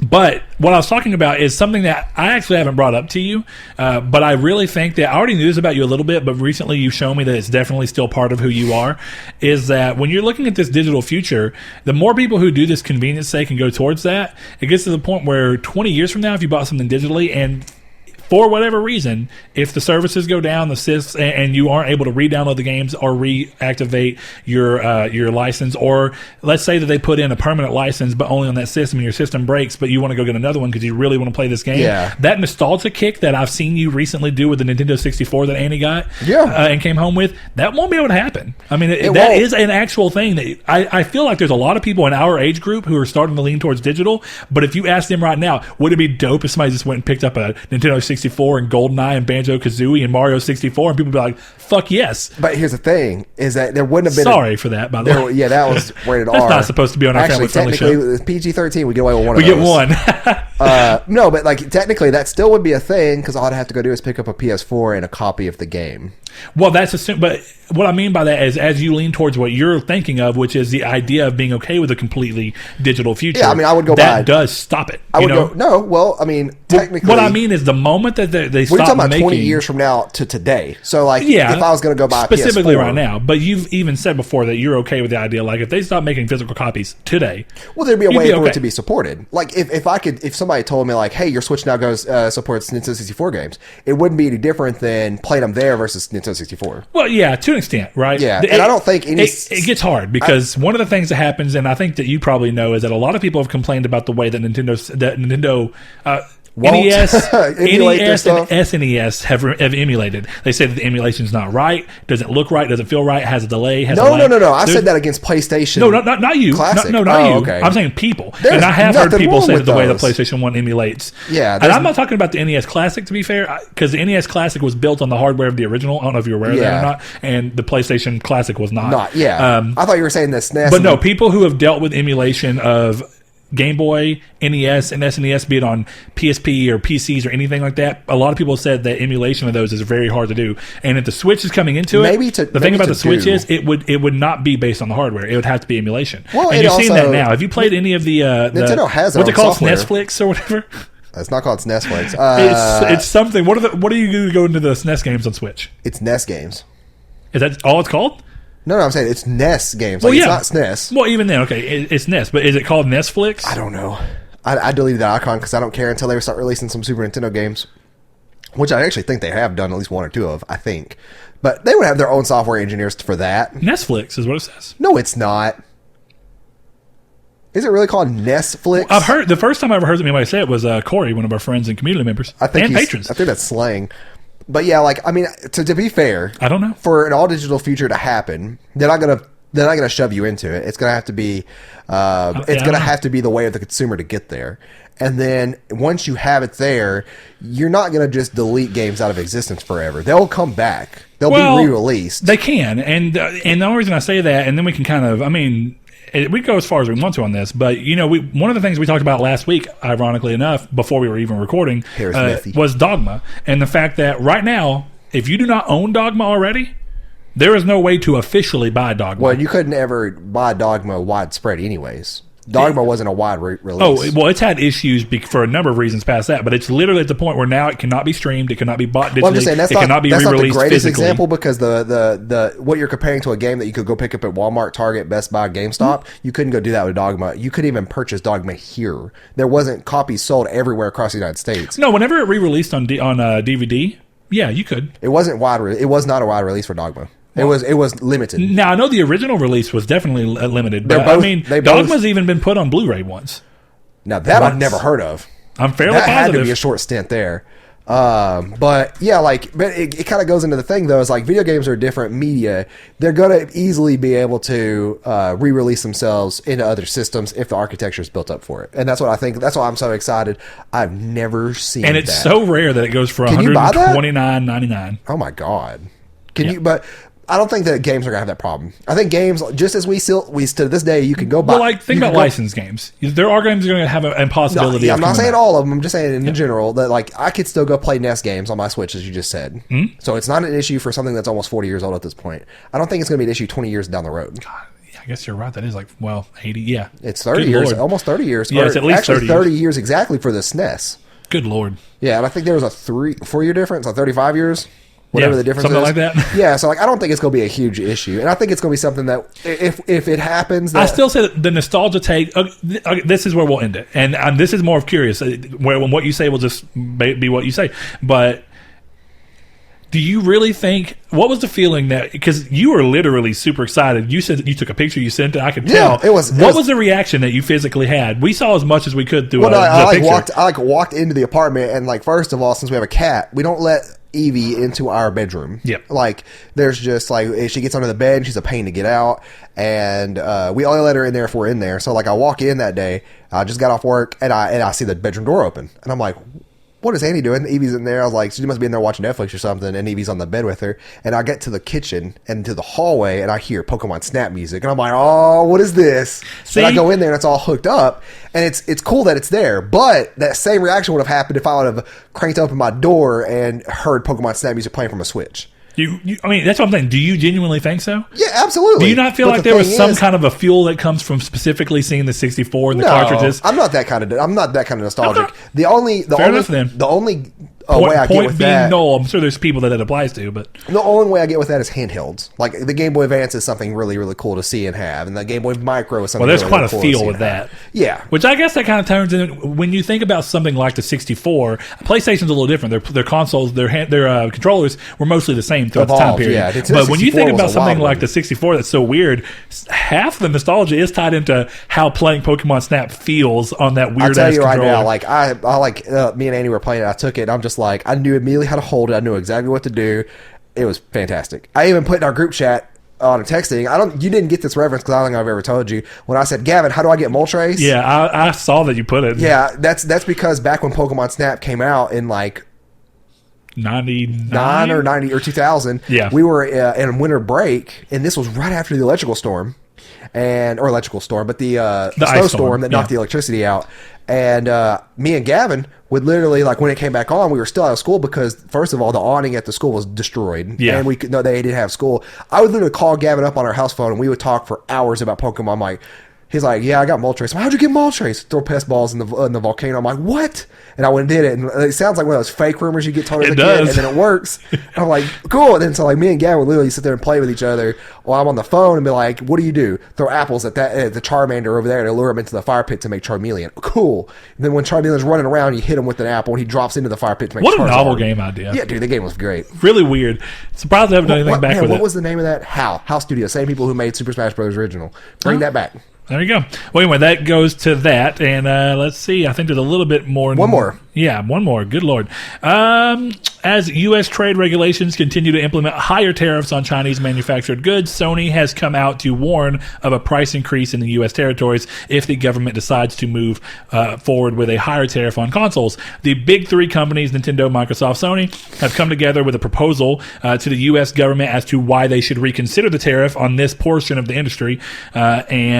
But it's yet to be seen what will happen. Nintendo has already announced plans to move some of its manufacturing to another country in an effort to avoid these tariffs. They're doing so with the Switch Lite. They've already talked about that. But that's yet to be seen whether or not the other two companies will be doing the same thing. Just for reference, Foxconn is one of the biggest consumer electronics manufacturers in the world. If not the biggest. Yeah, they're responsible for an estimated 40% of all consumer electronics, and all their plants are located in China. So when you look at this, there's leaks that have come. It's very bad. From Foxconn. This is obviously the person who does the majority of these things. Yeah. So this could be a huge everything. deal. Cell phone components, computer components, everything. Now, things can get done weirdly, but you start to add in more freight costs as you do things. One of the things is everything can still be done at Foxconn and then be shipped to somewhere else. Ethiopia, I think, is where Nintendo said that they're doing their new their new manufacturing deal for some of the Switch Lites, specifically for the U.S. stock. But anyway, what you could do is you could have these things still manufactured at Foxconn, sent somewhere else, assembled there, and then shipped from there to there, and you don't incur the same. I could already see the memes of like the Switch Lite releases and it's like broken or something. They're like, my Ethiopian Switch broke. Good Lord. I could be wrong on the country, but I really do think that that's what it was. That's crazy. So anyway, that's a weird thing going on. The U.S. is in, the business I work in is furniture, and a lot of furniture has some level of import stuff, be it the raw materials that are needed to make the stuff, even if it's American-made furniture. So this starts to get to a point where almost everything that we sell has a tariff attached to it, or the tariff was there, and then they had to absorb that into the price, and a higher price was given. So when you look at these things, it can definitely have a big impact on the gaming thing, and it's really curious to see what's going to happen with this being right up on the tail of the end of the PS4 era, and then coming into the PS5 and the next gen Xbox, Switch doing the way it is. It seems like the easiest way to do it is exactly what Nintendo's done, and just suck it up and say, look, the U.S. is a huge market, and it just is, right? China's a huge market too, obviously, but the U.S. is a huge market, and you have to contend with this one way or the other. Do you raise prices and risk making people mad for something that you can't really control, or do you take a lesser price increase without tariffs and just move to somewhere that may cost a little bit more to manufacture, but avoid tariffs and be able to take the blow without much of a hit, really, and just take the blow on the company themselves, and then keep the consumers on their side? It's really a bad situation. Well, and it's weird because there is a thing of like the idea behind trade regulation gets weird in this is that there's a lot of stuff that China does that's really not good in terms of like copyright law. You can literally just copy something blatantly and sell it over there, and there's a lot of things coming into that, and there's a lot of things that get stolen from in terms of the people who are making these rules. Some of our business, it gets stolen or at least very dented by things that are happening from a country that has way looser regulations on those things, way looser labor laws, way cheaper prices. Right. And it's done in it's a whole different world. It's done in an effort to try and bring jobs back here. But as you already see with what Nintendo has done, it's not that they're not going to start manufacturing the Switch in America. It'd be too expensive and they wouldn't be able to pull it off. Instead, what they do to keep the consumer electronics at the same price as they've always been is take a very small hit to just move to a new manufacturing company. And it goes to show that it works in some areas and it doesn't work in other areas, and that this is something that I think it's really smart that they actually tried. All three. It's great to see all three companies come together over a common enemy. In this situation for them, and be able to say, "Hey, this is why you should specifically think about us in this industry and how big it will affect America," because gaming is quite big in America. Well, we're a very large market. Yeah, and I hate, and I actually refuse to bring up politics and stuff in anything we do, just because it's a stupid wormhole that could just be potentially just annoying to have to deal with. But like, I will say, and this is one of those areas, right? And it probably, you know what you're saying, edges into the politics. It's almost impossible. This is one of the few times that politics specifically is having a real effect. And all I'm going to say is this is a stupid, almost needless thing to happen. So this is stupid.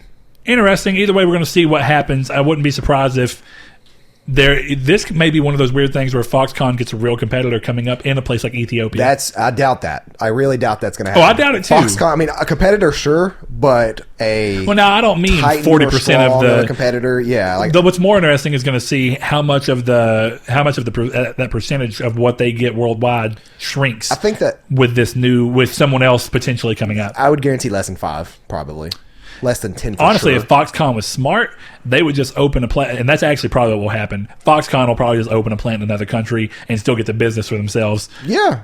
It's stupid. It's stupid. Anyways, done with that. On to the main topic of the show. I had an idea where I thought to myself, right now we're in a very pretty much dead area of terms of PlayStation news and stuff like that is relevant to talk about for a long period of time.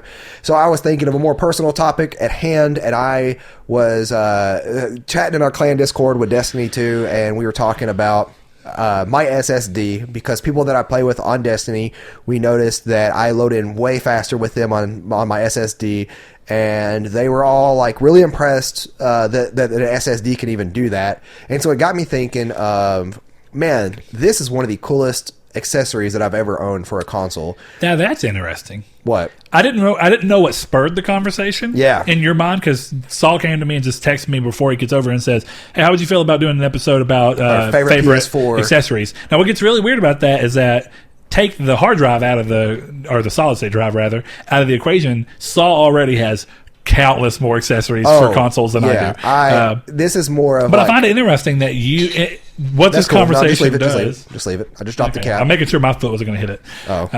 Okay. Anyway, but I want this conversation to have. I guess it surprised me that you consider an SSD to be an accessory. Yeah. Which I guess totally. When you're using it as a external hard drive, it's an accessory. It does become an accessory. Yeah, and so like that's what spurred it was. You know what? I went through the list of like things that I've had throughout the years for my PlayStation 4, and I'm like, I've had some really, really great accessories, and I really want to talk about those and what I think are my favorites. And then I want people to get, for the community question, I want to be, what is your favorite PlayStation accessories? Specifically PlayStation 4. I want to keep it in this life cycle because we get into some wild, crazy stuff with PlayStation 3. And then that's a great thing too, right? It lets the rest of our community potentially see things they may not have seen, including us. Yeah, and so you may pick up something that makes your life a whole lot easier, and you may find something else like an SSD that makes it more convenient. So obviously I've owned a ton of PlayStation 4 accessories throughout the life of the PlayStation. I've owned 2 Pro controllers, about 10 different headsets. God, yeah. So many headsets. The multimedia remote and stuff like that. So I didn't know you owned the multimedia remote, the PDP 2 one? of them. Yep, 2 of them, because I dropped one of them and the Bluetooth stopped working on it because I dropped it. To be fair, I dropped it from a fairly good height. What I was doing was we have those fairy lights around our balcony doors. Yes. I was putting the little hook back up, and I had it in my hand, and I put the hook back up because we were moving them. We were actually replacing the lights because some of them had burned out, and I had it in my hand, and I was just putting the hook up, and then I did like this, where I had where I flung it behind my head, and I just let go of it, and it crashed down onto my coffee table, and then. Oh, that glass one? Yeah, and it didn't break the glass or anything, but that caused the Bluetooth signal, the Bluetooth transceiver inside of it to just stop working, or Bluetooth receiver, but to just stop working. But I would say I had the second one. I picked it up at Target. Out of curiosity, how did it work? Oh, perfectly fine. My biggest question is, and I don't know if you've seen this, I could probably run and show you after the episode, of course. The PlayStation 3. Have you seen my PlayStation 3 one? I've owned one. Okay, so the PlayStation 3 one, did you own the official Sony one or a licensed one? The official Sony one that was about that big. See? Was that the licensed one? That was a licensed one. Was it? Both of the Sony ones were long. They're about this long. That's about how long the one is. The original one was about this thick, and then about 2010 or so, they came out with one that was about that thick. Okay, so and they're long, but they're full on multimedia. They have every button on the controller first of all, which is already weird. Yeah, that's what this one does. But anyway, one of the favorite things I love about it, and I still use it for the PS3 that we have in the bed, or up until actually we moved the smart TV, but we still used it for the PS3 in the room as everything, because what it allowed you to do, and it was a weird feature that I think a lot of people would be like, why would you want that? And there was times it'd come back to bite you in the butt, but if you hit a button on the controller at all, it turned the PlayStation on. And I love that because what you do is the controller just sits over on my side table, or the remote did, and all you do is if I'm going so normally what we do the ritual going in the room is if Hannah's not already in the room watching TV, and that's what we were both going into the room to do, is it's on my side. I go over there, set my phone down, tap the remote, start taking my clothes off, and getting ready to go and lay down, get ready for bed. So it's it was nice to be able to do that, and then it came down to where it's I don't have to use the PlayStation 3. Normally it's I have to turn the TV on and then I have to use a PS3 remote. This did everything. Well, yeah, because the PS3 also had a feature that, ironically enough, this goes into some crazy territory. The Xbox One still doesn't have, which blows my mind. Nor the S, nor the X. The ability to have your HDMI control to where if you turn the system on, it turns the TV on and automatically changes it. I'm so glad my new monitors do that because I literally. So the Astro controller doesn't turn on the PlayStation, just like the what was it called? The Nacon Revolution didn't do it either. So you can't hit the PlayStation button and turn the console on? No, which is fine for me because my console's literally right there to my monitor. So what I do in my room is I go in there and I hit my top of my computer and I hit the power button on the PlayStation. And then by the time I sit down, everything's up and loaded. The monitors are on. I'm not press any buttons for those or anything. It's all on. Now that blew my mind because here's what I expected when I bought the One S. I think it's because there's probably something that has to do that since Sony, it is licensed by Sony but not made by Sony. Well, I don't mean the remote. This is a basic feature that I'm surprised about. So no, I know what you're talking about. Basic feature on PlayStation PlayStation 3 and the PS4. Yeah, I know. Yes, you turn the console and turns your TV on. Yeah, but for some reason, Xbox One X, all the way through to the newest one, still does not have HDMI control in it. I thought it did. Does it not? Nope. Okay. And it blew, because I had to literally ask one of our former patrons, and still a good friend, Blake. I had to ask him, because of course he's an Xbox person, and I was like, dude, it's not working. And I was like, is there not a feature to turn it on? And I was going through the menu and everything. I had to keep Googling, and someone said, oh no, HDMI control does not exist on Xbox. And I said, what a basic feature to miss out on that was already available on literally, I think, all 3 PlayStation 3 models, but at least the Slim and the Super Slim. Yeah. How would you not have picked that up by not only the base Xbox One, but the Slim Xbox One, and then the Xbox One X? Of all of them, the X should have it. And since I use mine, the problem I have is that I have to turn my TV on. If I want to watch my Xbox now, I have to turn my TV on instead of my Xbox on. And what happens is it automatically turns my PlayStation on. Whereas if my Xbox had HDMI control, I could hit the Xbox remote and it would turn it on, not turn the PlayStation on, because the TV would recognize what was turning it on, and it would automatically turn the input to the Xbox input. Makes sense. Killed my entire mood with that. Yeah. But yeah, I love the idea of the media remote, because the PlayStation 3 had it built in where you could hit it, turn the console on, turn the TV on, and then when it came time to go to bed, I could same exact thing. So that's how it is on the it's licensed by PDP, and it's the multimedia remote is what it's called. Universal multimedia. I just heard a lot of people complain about it, but I think the complaints came in the same thing for me of they expected something with the build quality and the extra features that the Sony remote had when Sony made it themselves. Yeah, I mean, it's a TV remote. Like, it does a really good job of turning the TV on, turning the PlayStation on, and then using that to navigate through everything. It's perfectly adequate. Well, and you said it was Bluetooth, right? It is Bluetooth. So that was another big thing that I like about it. Hannah doesn't like my Sony Smart TV. Yeah. The remote is not Bluetooth. So you actually do, it's IR. You have to aim the remote at the TV. Whereas she was so used to, like, everywhere. she could have her hand back here with a controller in her hand, and she could just hit the buttons. Yeah. And that is a nice feature. It is. It's convenient. Yeah. And so, like, I will say, like, the multimedia remote is one of my favorites. That's what I was thinking about when I was creating it. Do you still have it? Absolutely. Yeah. Like, that's we have 2 PlayStations, and one sits in the living room, and that pretty much is Annie's for Elder Scrolls Online, and for that's our general, like, browsing it's your Netflix console. box too? Yeah, my Netflix, Hulu, Amazon, all that good stuff. But yeah, for like $20 or $30, dude, it's perfect, and it works perfectly fine until I dropped it from, like, I don't know, 6.5 feet up into a glass table.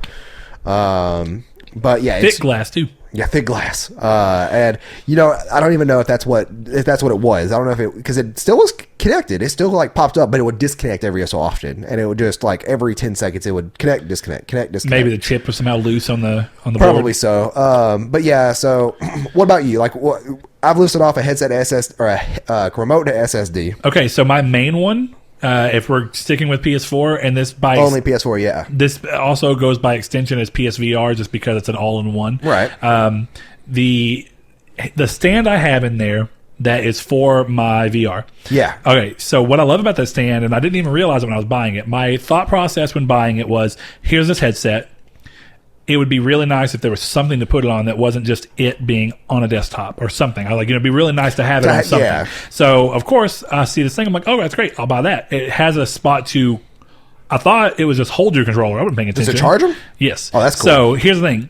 I have for years now, since the VR came out, because I bought the VR on this thing the same day.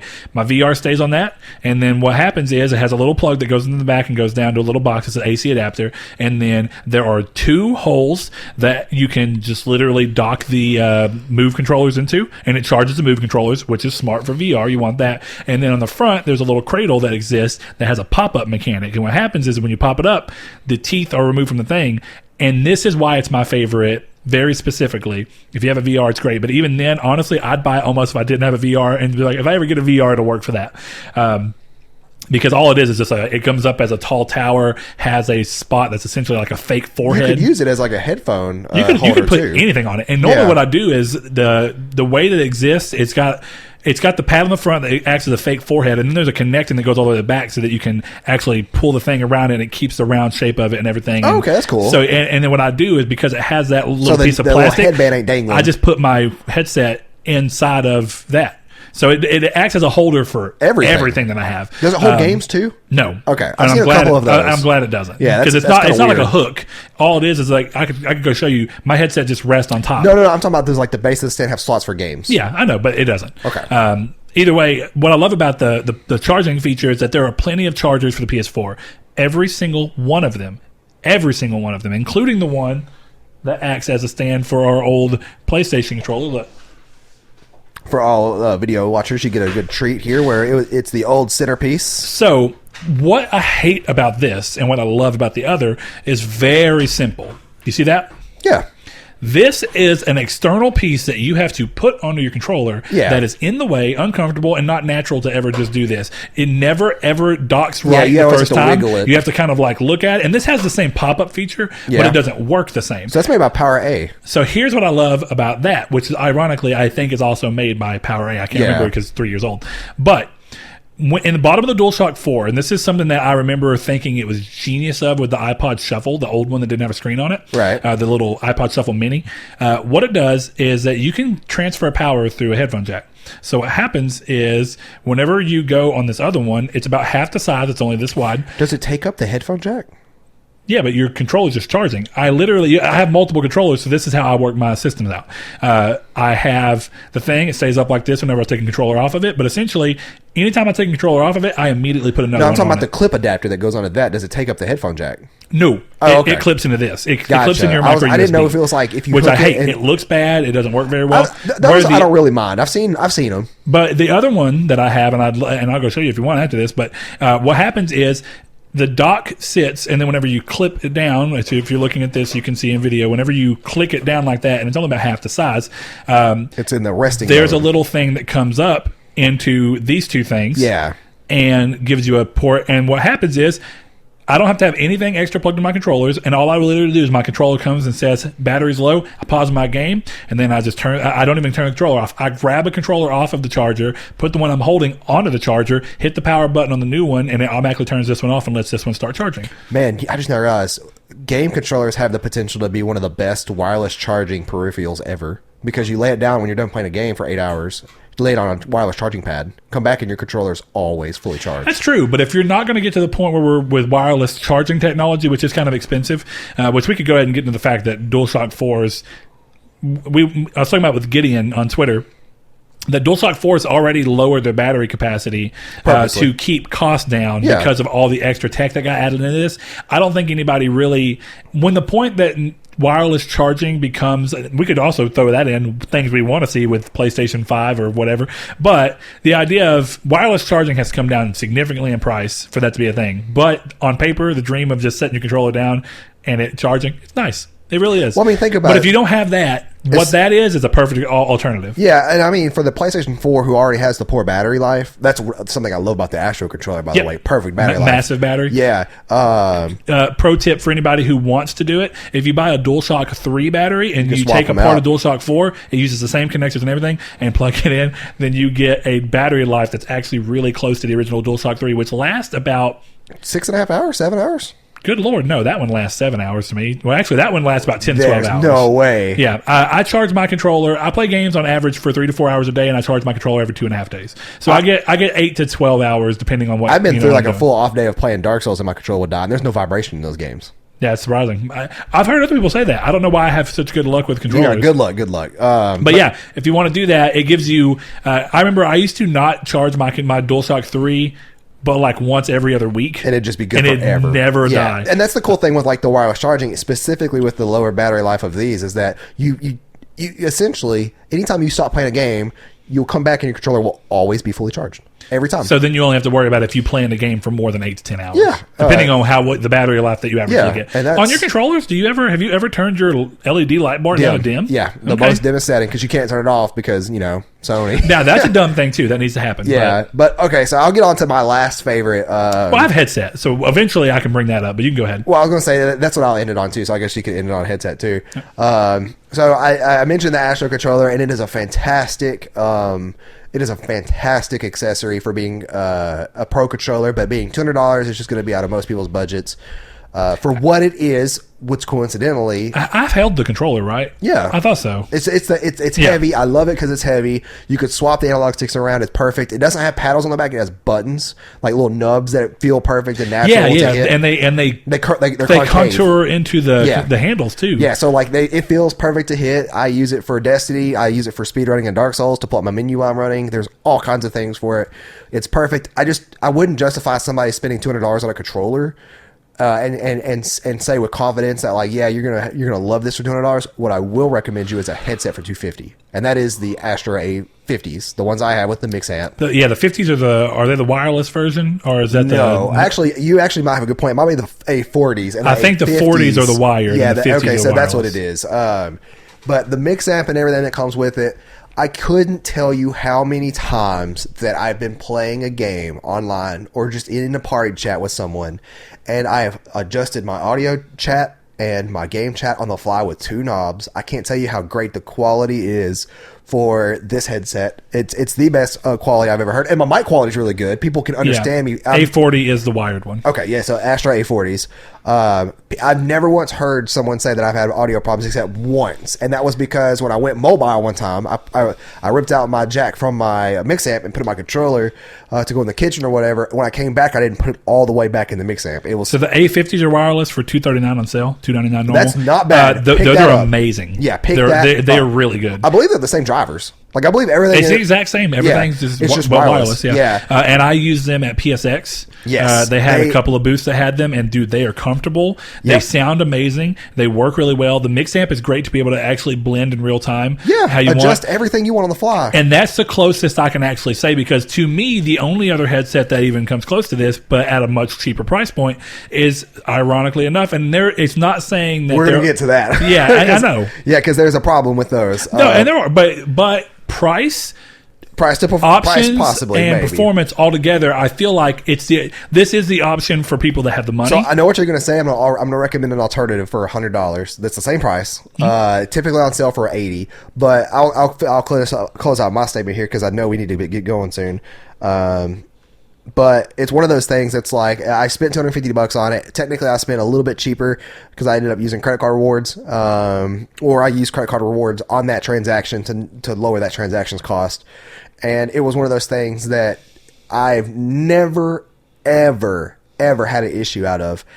I will say though, if you plan on getting this headset, do not get it if you own a Slim. You cannot use it on the Slim because it has an optical specifically.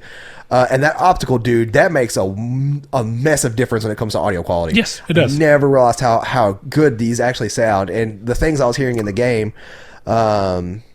But yeah, so Astra A40s are one of my favorite, if not my favorite accessories. But go on with your own soda golds, because I got some rants. Well, you said that you had an alternative that you wanted to offer. Yes. And I am curious to see what that is, because there's one feature or two features that you cannot do with these. But I think that anybody who's not used to the golds, in terms of the two features that they have, I'll even give my critiques of the golds on even baseline things that aren't even about the way that it actually works. So there's a couple things. The first thing is, I think the golds across the board have had a great price to performance ratio with features that you'd want. First things first, if you really don't like the boom arm of a mic, that's one of the problems you're going to have on the A40s and the A50s. Yeah. Their mic is entirely boom arm related. Which I don't know. I personally don't care for them. About that. Oh yeah, I can't stand them. Really? As much as I think those headphones are comfortable, the entire time I use them, I never once had the mic down, because I don't like things being in my face. It's not in your face. If I don't have to. Like this is already enough for me, but this is different. Mine sits down here where I can't even see it. I don't know. I guess because I eat and drink, and depending on what I do, I scratch my beard a lot. I just don't want to think about there being something that's blocking my face. Maybe I'm just so used to having... While I'm doing something, like, see, this is different. This isn't a setting where the microphone over our face is because the whole point of me doing this is to sit down and do this. If I can get away with something that sounds great on PlayStation or good enough and be fine, that's awesome. Now, my old gold headset, the Uncharted 4 blue-gray ones that I had, perfect. I didn't even have the situation. There's not a situation like there is now. What's more weird about that is most people in the original gold headset situation, so if you're not aware of them, the original golds had a hinge design where you could fold them in and carry them around easily. I don't really think that is a very good feature, and I never folded mine once. So because of that, my hinges never wore out. So most people gave the headset, and I'll give them their due. They gave the headset a bad rating, or at least said it wasn't great, because one of the main features was actually to the detriment of the headset, and that was because it would break the hinges, and then you'd have to tape the headset together. But if you went into it never wanting that functionality, best headset I've ever owned for PlayStation so Which I far. think I told you about my Phantom crack, right? Like where I had the original golds, the black ones, and I had them in my closet because I've gone through a lot of headsets. I still have a Logitech 50. No, that's a mouse. The Logitech G9 Artemis series. But I looked in my closet one day and I was trying to get something, maybe magic cards out or something. I noticed there's a crack in my golds just sitting in my closet, and I'm like, what crushed these? I think the last time I took them off, I didn't realize I cracked it. Because there's nothing in my closet that could have been on top of those. I have a big head, so I find it odd. I know you do. Your head's big, but yeah. But what my point being is that I find it odd that it'd be that easy to do when I never did it, and I use my headset a lot. I do all my Destiny and stuff. But that has great features. There's built-in buttons on the headset to automatically blend your party and your audio chat without having to go into the PlayStation's menu. See, because all headsets have the ability for you to go through this, but only because of the system. It's a system-wide level feature where you can go in to your party menu and adjust the audio volume between the game chat and the party chat. And essentially it says party chat and non-party chat. Yeah. You can bleed it that way, but it's a slider. Now, if you're in the middle of a game and you want to be able to hear or quickly change one way or the other, a game of Destiny where like maybe you're in a party with friends and you're doing a mission that doesn't really have any kind of story to it, but then afterwards there's a cutscene that you want to hear, then what you can do is quickly tap the button 3 times real quickly and bleed it up to where almost all the audio from the party is either completely gone or just so quiet that it doesn't matter. And I love that feature. Being able to do it without having to pull a menu up is amazing, and it's one of the best things that I think that they've worked out. There's other features like the ability built in for you to have it to where you can actually hear yourself in the mic in real time. Now, other headsets, I'm pretty sure have this feature, but it's a great feature that I love about it. And it's essentially, you can turn it on to what severity. There's low, and then there's high, and then there's off. So on off, of course, if you have the headsets on, they have somewhat of a noise cancellation feature where it blocks out some noise. Then there's low, where you can very lightly hear yourself talking, and that's what I keep it on. And then there's high, where if you really need to hear your surroundings, you can do it. I keep mine on low, and one of the reasons I love the feature so much is that as a father and having a kid and a wife, sometimes they come in when I have both headphones on and they're trying to talk to me, and I can't hear them unless I have that feature active. I've learned something. The audio's going to sound like crap. Saul's apparently learned something. I've learned something, and that's I hate noise-canceling headphones.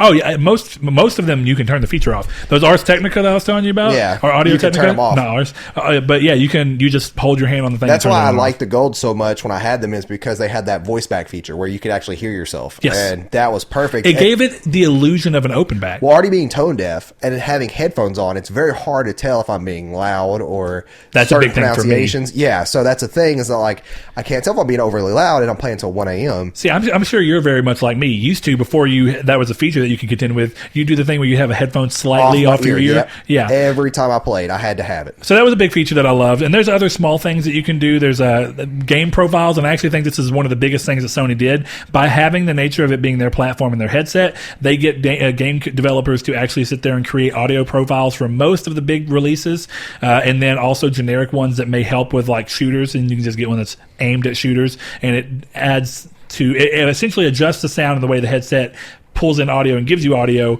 to be what most shooters would need. And then there's ones that are specific for games where you go into, definitely for the exclusives, that's one of the best things, where if you're playing Horizon Zero Dawn, they go, this is the way we think is best for you to hear this game, and this is the best that this headset can give you. So you go into this app, you click on Horizon Zero Dawn, you say load headphone profile, and then you can hear that it changes. That was a super cool app. I don't think I ever really noticed a massive difference. Oh, I did. It depends on the games and what your default I was always at.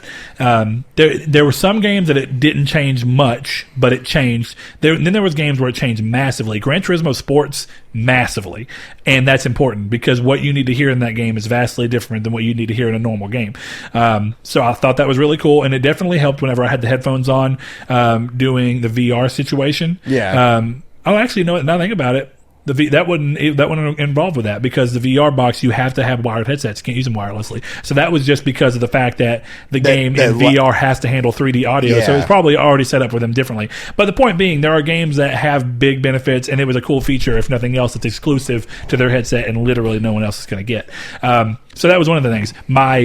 Before you offer your alternative, my quick things that I think are immediately like shouldn't have happened, if you have a dedicated headset, I don't feel like there's any reason that you should have a dongle. I should not have to take up a USB port. Yeah. If you made this headset, you made this console, give it Bluetooth and make it a typical Bluetooth connection that does not matter. I will say that the Astros have to have a dongle because they have one that goes in the optical, then a USB to power the mix amp. Yes. Which is understandable because there's a mix amp involved. Also a $300 headset that you're getting because you want the best sound that you can get. Yeah. And the most, but if you're wanting this to be essentially a wireless headset and you're okay, and you think that the sound quality is good enough, either way, if you made it, it should be okay. A perfect example was PlayStation 3 had other remotes that you could use. Yeah. All of them had dongles, but the PlayStation made entertainment remote didn't, because it's Bluetooth. Well, that's why, and it was literally made of, we know what this is. We know what this is. Bam, you plug it up. We know what it is. That's why you can't turn on the PlayStation with the Nacom or the Astro because there's a dongle. So it does not feature that, like whatever kind of special chip that the PlayStation has inside of it. And that goes to the same thing. And I actually think that the biggest thing that Sony, if we're going to keep going on that,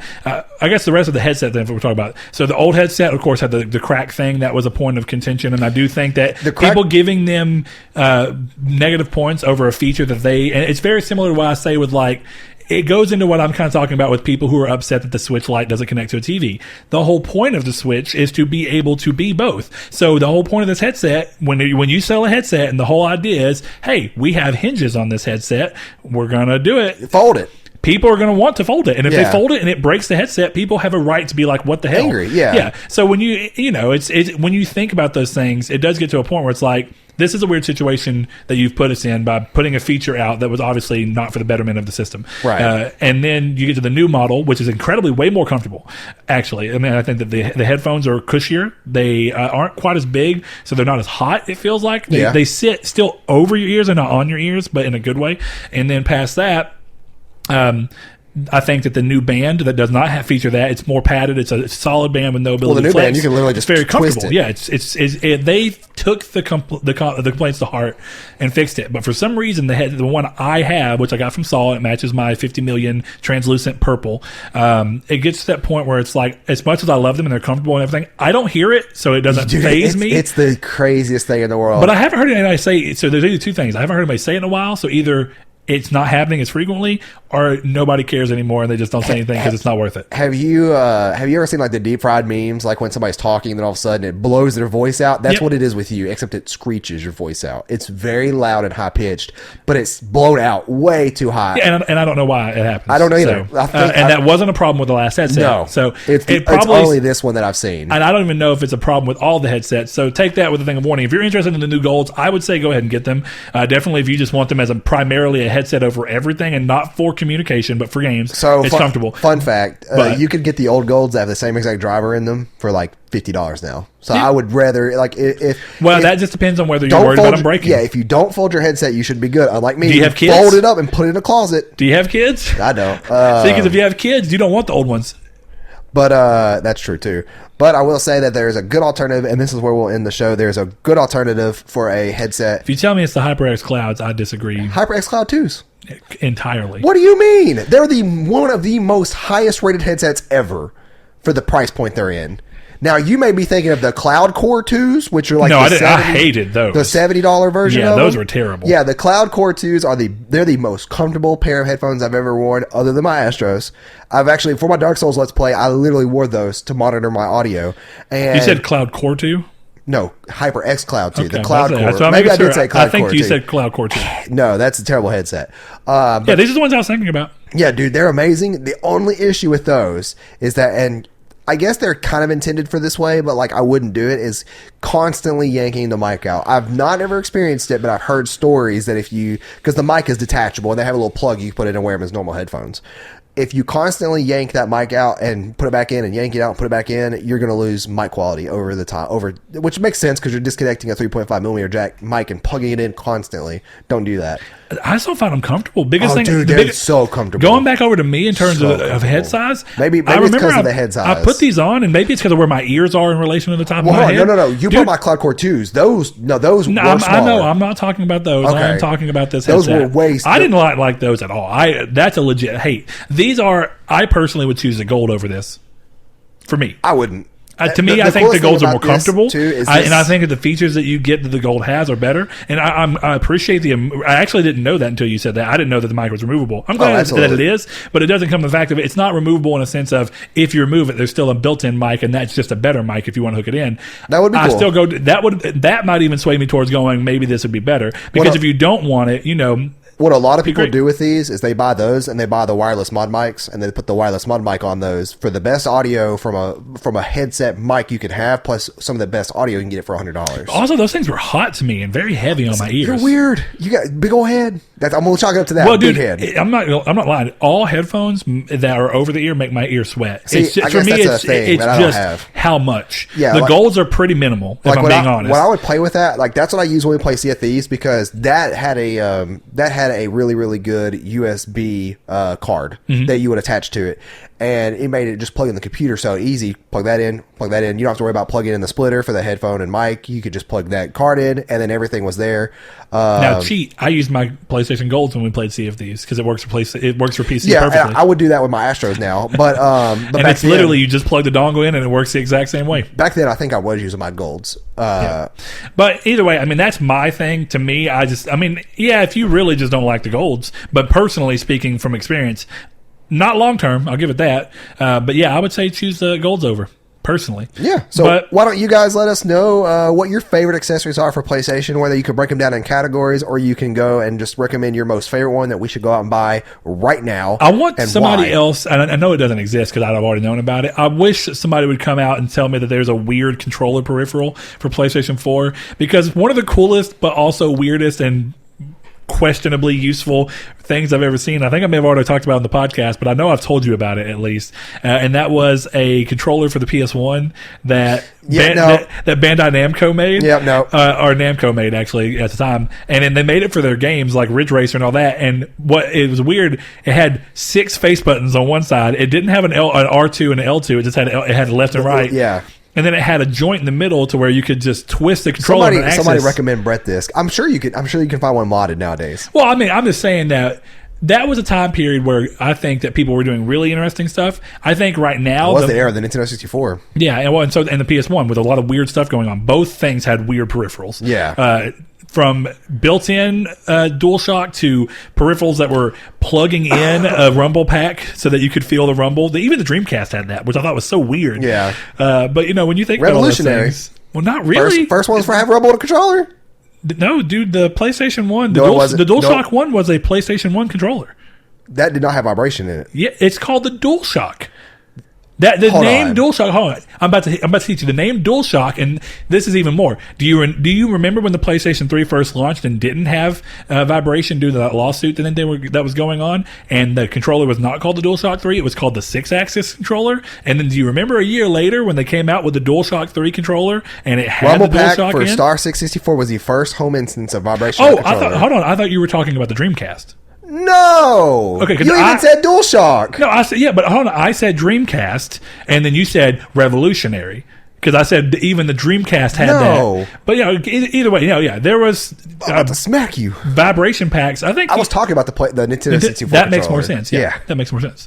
Sorry. Yeah, but let us know what accessories you guys want to recommend us.